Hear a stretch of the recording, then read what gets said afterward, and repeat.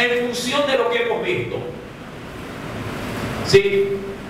Dentro de esta profecía del capítulo número 9 de Daniel, vamos a ver varios cuadros. Primeramente, el cuadro, o diríamos así, la representación del mensaje de Dios, refiriéndose a los gentiles, es decir, a las naciones o a los que no pertenecen a la nación judía. Más adelante tenemos al cuadro en sí mismo, o el parámetro o el enfoque de Israel, los elegidos o el pueblo de Dios, hablando de la nación en sí misma. Y también tendremos que topar cómo está la iglesia frente a esta revelación de la cual se muestra en el libro de Daniel. Entendamos, mis queridos hermanos, que todo esto, de lo que Daniel va a recibir su interpretación, está de una manera muy, pero muy enfocada en su nación Israel. Daniel está orando para que Dios le dé contestación de qué es lo que le habría de pasar a su ciudad, a su nación, y a su santo templo. Ahí se focaliza la revelación que Dios le va a dar a entender a Daniel en el capítulo número 9. Ahora, ya vamos a ver más adelante todo esto. Nos dice, Dios revela a Daniel, el profeta, el futuro de las naciones gentiles. Ahora, vayamos por favor en la primera carta de Daniel, capítulo número 2. Vayamos a Daniel, capítulo número 2. Entendamos primeramente este asunto. Si usted se recuerda, solamente lea el título. Ya usted recordando el título, se acordará de toda la enseñanza. En Daniel, capítulo número 2, Dios le da a Nabucodonosor, ¿qué cosa? Un sueño. ¿Cuántos se acuerdan de ese sueño?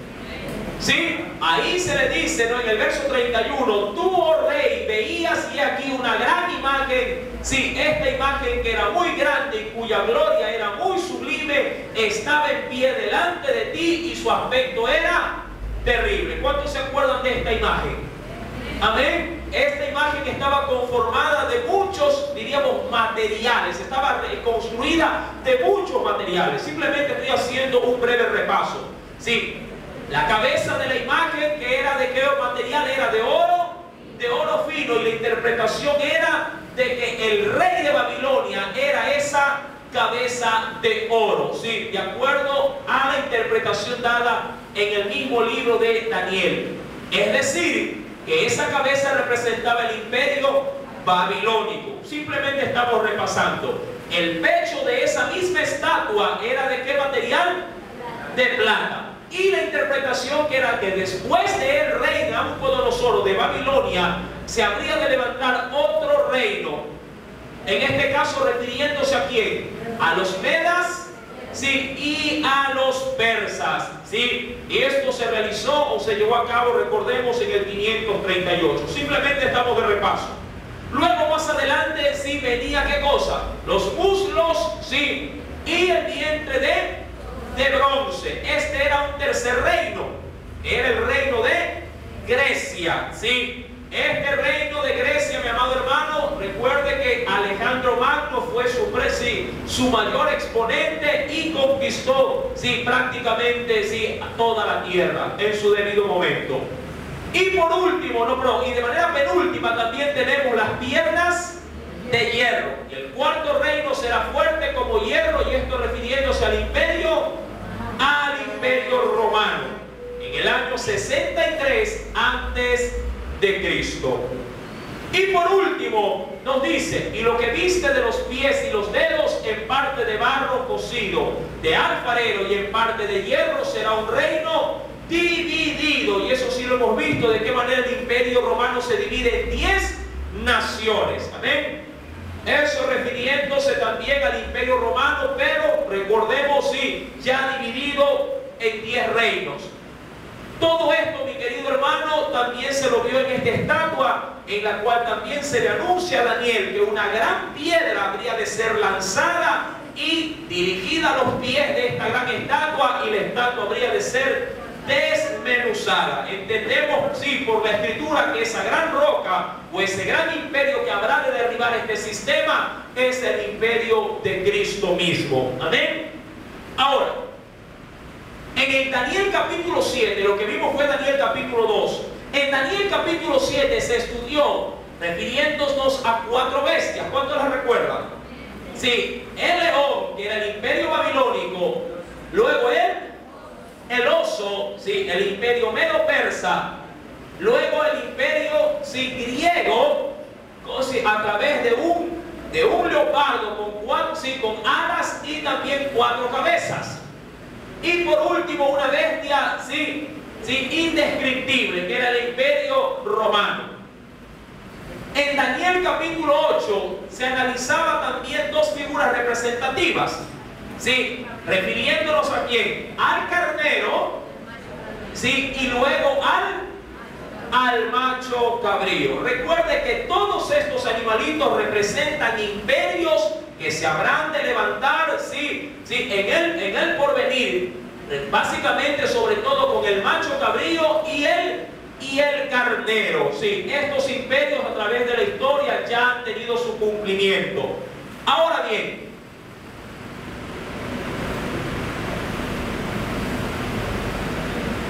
cuando vamos a Daniel capítulo número 9, continuemos con la lectura. En el versículo número 24 vamos a entrar en materia. Mire que hemos hecho una especie de repaso general para poder llegar a esto. Nos dice, versículo 23 en adelante, voy a leer. Al principio de tus ruegos fue, dice, dada la orden, y yo he venido para enseñártela, porque tú eres muy amado. ¿Se acuerda un texto que leímos? No hará nada el Señor sin que éste lo dé a conocer a quién. A sus profetas. Daniel era un siervo muy amado. Nos dice en el verso 23, entiende pues la orden y entiende la visión. ¿De qué? Sí, se está hablando. Versículo número 24. Veamos. 70 semanas están determinadas sobre tu pueblo. Ahora, directamente a quién va dirigida, sí, en este caso la revelación de estas semanas, sobre su pueblo. Es decir, que esta revelación no es para los gentiles. Esta revelación es de manera exclusiva para la nación de Israel, el pueblo del cual había obviamente, sí, salido también Daniel. Versículo número 24. 70 semanas están determinadas sobre tu pueblo. ¿Sobre qué más? Sobre tu santa ciudad, para terminar. ¿Qué cosa? Amén. Apocalipsis capítulo número 21, verso número 1. Nos dice el Señor en su palabra: vi un cielo nuevo y una tierra nueva, porque el primer cielo y la primera tierra pasaron, y el mar ya no existía más. Verso 2. Y yo, Juan, vi la santa ciudad, la nueva Jerusalén, descender del cielo de Dios, dispuesta como una esposa ataviada para su marido. Frente a esta gran y suprema visión, nace una pregunta: ¿cómo así, si un cielo nuevo, una tierra nueva, y en ello sí una ciudad ataviada o lista o preparada, sí, para un pueblo? Amados hermanos, acompáñenme por favor a la Escritura y veamos qué tiene que decirnos nuestro Salvador Jesucristo al respecto. En el Evangelio de Juan, capítulo número 14, mira lo que nos dice el Señor. Evangelio según San Juan, capítulo número 14.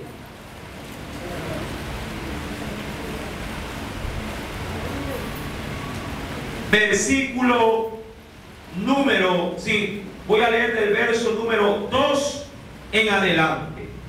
Evangelio según San Juan, capítulo 14, verso 2 en adelante.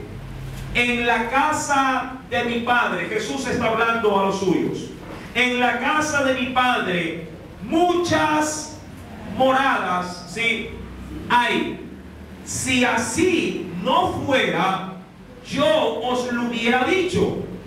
Voy pues a preparar lugar para vosotros, y si me fuere y os preparare lugar, vendré otra vez y os tomaré a mí mismo, para que donde yo estoy, vosotros también estéis. Ahora, esta es una promesa de Jesús para sus discípulos. Recuerden, el Señor nos anuncia de antemano de una nueva creación dispuesta para los suyos, para su pueblo. Esta promesa, de hecho, estaba establecida ya, entre otras palabras y promesas de Jesús, también en el Antiguo Testamento. Acompáñenme, por favor, ¿sí?, en el libro de Isaías, capítulo número 63. Libro de Isaías, en el Antiguo Testamento, capítulo número 63. Nos dice el Señor, verso número 15. El profeta Isaías también sí contempla y de hecho habla acerca de esto. Mira, le dice Isaías al Señor en su oración, en su plegaria, mira desde el cielo y contempla, ¿desde dónde? Desde tu santa y gloriosa, o grande morada, donde está tu celo y tu poder y la conmoción de tus entrañas, y tus piedades para conmigo se han estrechado, pero tú eres nuestro Padre, dice ahí, entre otras cosas, si bien Abraham nos ignora. Amados hermanos, me acojo al primer versículo leído. Isaías hace referencia de nuestro Dios con su morada, y su glorioso, dice ahí, su glorioso templo. Aún, mi amado hermano, cuando vamos a las cartas del apóstol Pedro, acompáñeme por favor, en la segunda carta del apóstol Pedro, capítulo número 3. Mire lo que nos dice también por medio del Espíritu Santo este apóstol. Segunda carta del apóstol San Pedro, capítulo número 3. Verso 13 al 15.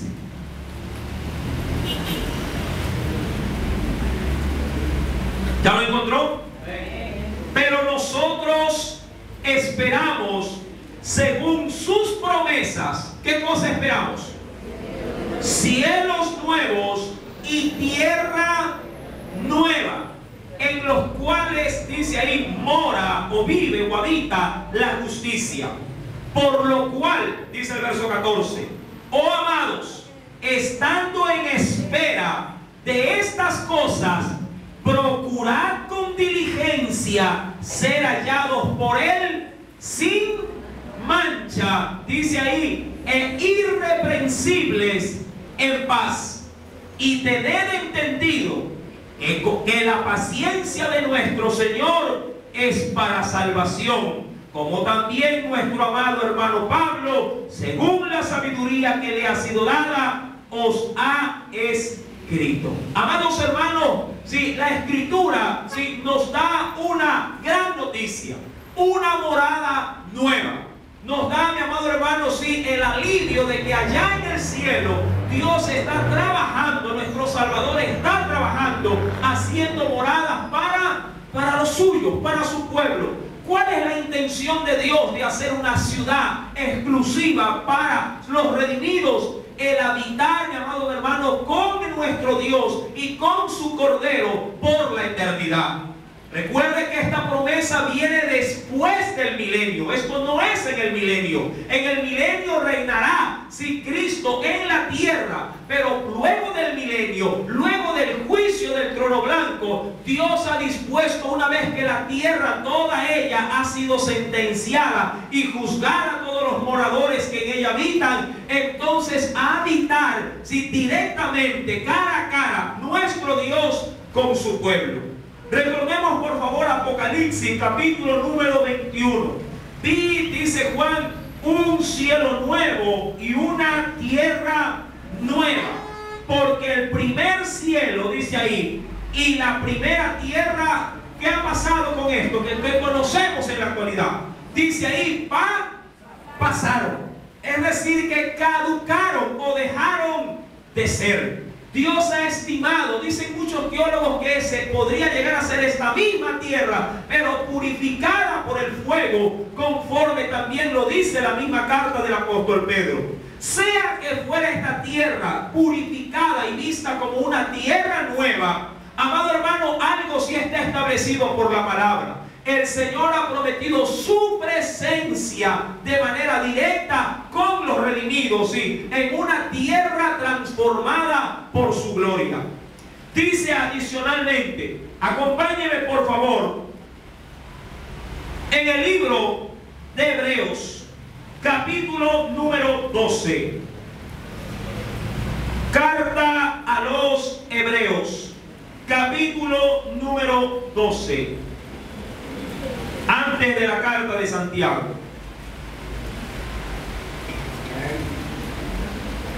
Hebreos capítulo número 12. ¿Ya lo tienen?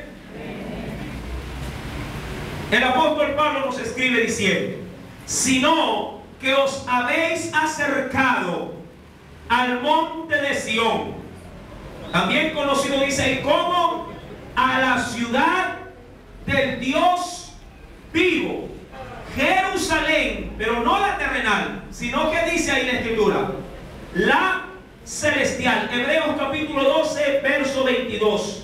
Sino que os habéis acercado al monte de Sión, a la ciudad del Dios vivo, Jerusalén la celestial, a la compañía de muchos millares de ángeles, a la congregación de los primogénitos que están inscritos, ¿en dónde? En los cielos, a Dios, el juez de todos, a los espíritus de los justos hechos perfectos. Verso 24, a Jesús, el mediador del nuevo pacto, y a la sangre rociada que habla mejor que la de Abel. A eso se ha acercado la iglesia. A eso ha sido llevado el pueblo de Dios, a tener comunión plena y directa con Dios, sí, con los redimidos, con el Salvador Jesucristo. Eso está preparado, mi amado hermano, cuando usted no lo crea. Sí, está preparado para todos aquellos que han recibido a Jesús y viven conforme a los mandamientos, sí, las demandas de nuestro Dios para su pueblo. El Señor, así como ha de castigar el pecado y la maldad de los hombres, también recompensará con cosas inimaginables a su pueblo, a los suyos. Dice el versículo número 2 del capítulo 21 de Juan. Acompáñenme nuevamente a ese texto. Apocalipsis 21, verso número 2. Nos dice el Señor, y yo, Juan, vi la santa ciudad, la nueva Jerusalén, descender del cielo de Dios, dispuesta como una esposa ataviada. ¿Para quién, mi amado hermano? Para su marido. Recordando que ya esto también fue motivo de estudio, refiriéndonos a la esposa del Cordero y al Cordero mismo, ¿verdad? En la cual la esposa es la iglesia y el Cordero es nuestro Salvador Jesucristo. Acompáñeme por favor al libro de Apocalipsis, capítulo número 3. Apocalipsis, capítulo número 3. Recuerde que el Señor llevará a ese lugar a su iglesia. Capítulo 3, verso 12. Es un texto que lo hemos remarcado en muchas oportunidades, pero vale la pena nuevamente leerlo. Al que venciere, yo le haré columna, ¿sí?, ¿En dónde? En el templo de mi Dios. Ahora recuerda, ¿eso queda dentro o fuera? Dentro. Yo le haré columna, es decir, yo le haré a aquel que venza, le haré un instrumento fijo, o le haré parte del templo de mi Señor. Dice el versículo número 12, y nunca más saldrá de allí. Recuerde, este texto, esta promesa de Dios no es solo para 144,000. Que el Señor habrá escogido, sí, es verdad, 144,000 como primicia para Él. Es muy cierto, la Biblia sí lo corrobora. Pero también la Biblia nos dice que al que venza, y esa invitación está para toda la iglesia, el Señor le hará, un hombre o una mujer le hará estable dentro del mismo tabernáculo de nuestro Dios. Versículo número 12 nos dice, y nunca más saldré de allí, y escribiré sobre él el nombre de mi Dios y el nombre de la ciudad de mi Dios. Recuerde cómo se llama esa nueva ciudad, la Nueva Jerusalén. La Nueva Jerusalén, la cual desciende del cielo de mi Dios y mi nombre nuevo. Amados hermanos, promesas que para la iglesia deben de ser tomadas como promesas reales. Por eso es que en el versículo número 5 del capítulo 21 de Apocalipsis, el mismo Señor le dice, a Juan, escribe, en la parte final le dice, escribe porque estas palabras son fieles y verdaderas. Y entendamos que Dios no miente, porque no puede haber en él maldad alguna. Adicionalmente, nos dice el Señor, acompáñenme al libro de los Hebreos, capítulo número 11. Hebreos, capítulo número 11.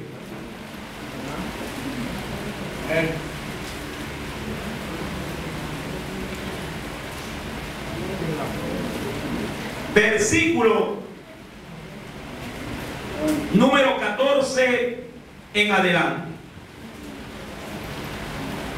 Cuando Pablo habla acerca de todos los hombres que han representado la fe, dice ahora en el verso 14 lo siguiente: porque los que esto dicen claramente dan a entender que buscan una patria, dice ahí, pues si hubiesen estado pensando en aquella de donde salieron, ciertamente tenían tiempo de volver. Quiero explicar esto para poder adentrarnos a la enseñanza.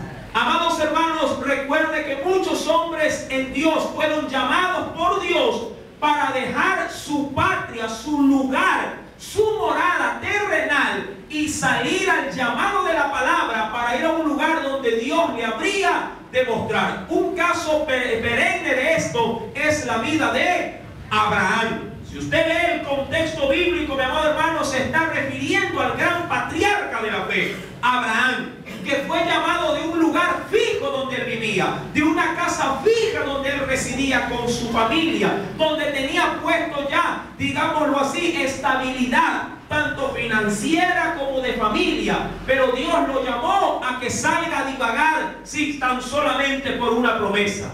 Dice en el verso número 16, pero anhelaban una mejor, esto es celestial, hablando de una patria, por lo cual Dios no se avergüenza de llamarse Dios de ellos, porque les ha preparado, dice ahí, ¿qué cosa? Una ciudad. Y el Señor, esa ciudad que nos ha prometido, o que le prometió a Abraham, imagínense, miles de años atrás, el Señor la tiene dispuesta tal cual como lo hemos leído en el capítulo 21. Si el Señor la ha dispuesto como una esposa lista, ataviada para su marido. Versículo, vayamos más adelante, en el mismo libro de Apocalipsis, capítulo número 21. Ahora el verso número 3. Y oí, dice Juan, oí una voz, una gran voz del cielo que decía: he aquí el tabernáculo de ¿quién? El tabernáculo de Dios con los hombres, y él morará pueblo, y Dios mismo estará con ellos, dice ahí, como su Dios. Acompáñenme por favor al Antiguo Testamento y veamos qué nos dice el profeta Ezequiel. Libro de Ezequiel, en el Antiguo Testamento, capítulo número 37. Un profeta considerado como de los profetas mayores. Ezequiel, capítulo número 37. ¿Ya lo tiene?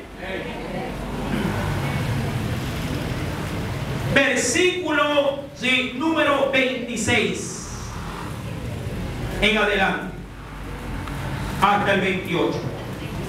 Ezequiel capítulo 37 verso 26 en adelante. Nos dice el Señor: y haré con ellos pacto de paz. Pero no solamente eso, pacto dice ahí perpetuo, eso es eterno.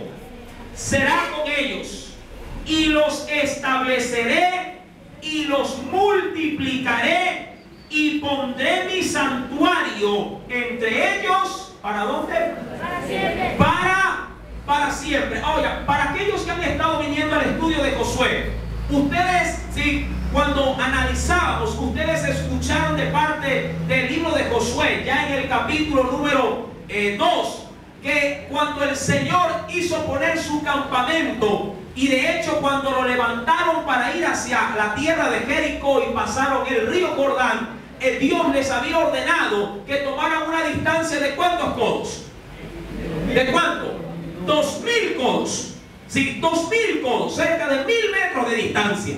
Amados hermanos, para aquel entonces, si acercarse al tabernáculo era una restricción para el pueblo. Recuerde que solamente los levitas podían acercarse al tabernáculo. Y esto porque ellos se habían consagrado, o Dios los había llamado para su servicio.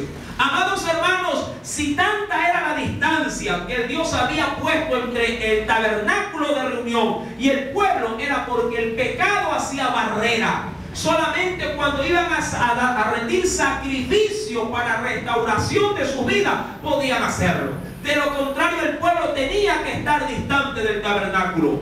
Pero Dios ahora ya no pone barreras, porque ahora Dios mira al sacrificio más excelso que puede hallarse en esta tierra y allá en el cielo, a Cristo Jesús. Él nos ha dado apertura para que el tabernáculo de Dios ahora more, sí, en nosotros. Dice el versículo número 26: haré con ellos pacto de paz, pacto perpetuo será con ellos, y los estableceré, los multiplicaré, y recuerde, y pondré mi santuario, dice ahí, entre ellos para siempre. Versículo 27: estará en medio de ellos mi tabernáculo, y seré a ellos por Dios, y ellos me serán por pueblo.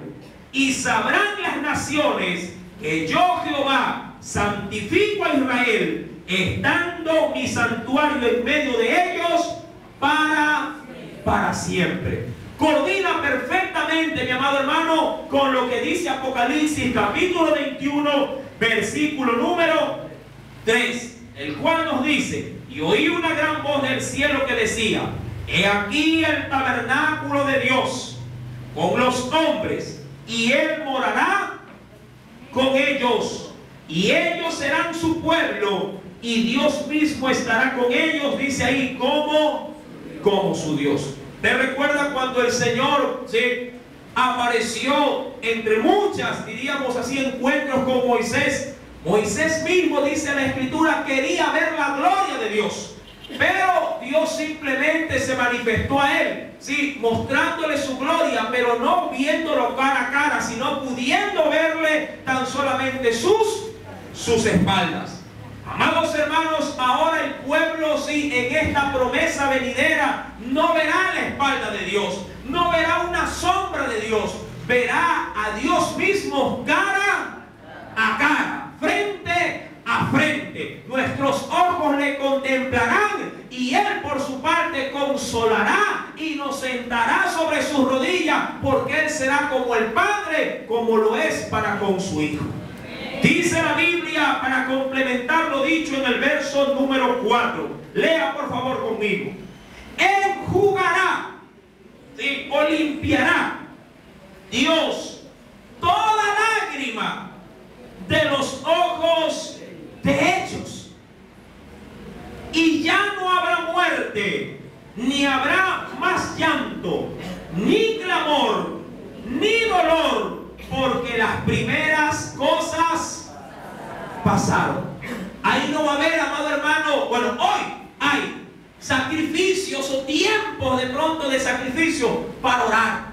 Hoy hay, ¿verdad?, sacrificio para levantarse a las 2, 3, 4 de la mañana y diciéndole: Señor, levántame para poder clamar, levántame para poder doblar mis rodillas. Hoy aguantamos sol, hoy aguantamos lluvia o menosprecio de la gente cuando venimos con enfermos o con salud a predicar el evangelio. Pero todo eso llegará a su fin. A Jesús muchas veces le recriminaron, sí, los religiosos de su época, diciéndole: ¿acaso tus discípulos no se lavan las manos para comer? ¿Acaso tus discípulos no ayunan como ayunan los discípulos de Juan? Y Jesús les decía: mientras ellos están con el esposo, no hay necesidad de todo esto. Cuando el esposo les sea quitado, entonces ayunarán, entonces orarán. Amado hermano, y eso es lo que hace la iglesia al presente. Al presente la iglesia ora, al presente la iglesia sí predica la palabra, al presente la iglesia se abstiene de los deleites carnales, de las concupiscencias, pelea sus batallas, pero todo eso terminará, porque cuando Cristo venga y nos lleve a su morada, será de gozo, alegría y todo será felicidad en el nombre de Jesús. Aleluya. Glorioso día para la iglesia. El profeta Isaías complementa también lo dicho. Acompáñenme al Antiguo Testamento. Isaías, capítulo 25.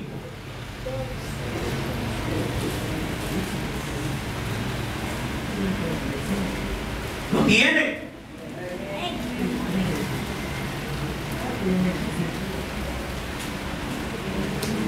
Verso número 7 al 8. O leamos del verso 6, si gusta, si desea. ¿Lo tiene? Isaías 25. ¿Cómo será ya? Aquí Dios